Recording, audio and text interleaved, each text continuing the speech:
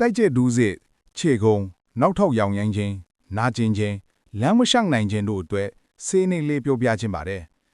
ကုသနည်းကနှစ်နည်းရှိပါတယ်ပထမတစ်နည်းမဲလိုစီကမ်ဆိုတဲ့ဆေးကိုဗိုက်တာမင် B1 စစ်တွဲနဲ့ရောစပ်ထိုးနိုင်ခြင်းပါအသုံးပြုပုံမဲလိုစီကမ် 0.2cc နဲ့ B1 စစ်တွဲ 0.5cc ကိုရောစပ်က3ရက်ဆက်ထိုးပေးရမှာပါ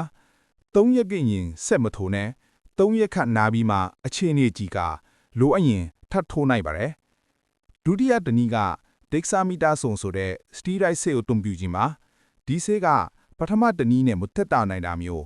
ဒဏ်ရာချီနီအရန်ဆိုးဝါးနေတာမျိုးဒီကြမှာသုံးသင့်ပါတယ်အသုံးပြုပုံဒက်ဆာမီတာဆုံ 0.2cc ကို B1 စစ်တွဲနဲ့တွဲထိုးပေးရပါတယ်ဒီဆေးကိုတော့ရက်ဆက်ပြီးမထိုးသင့်ပါဘူး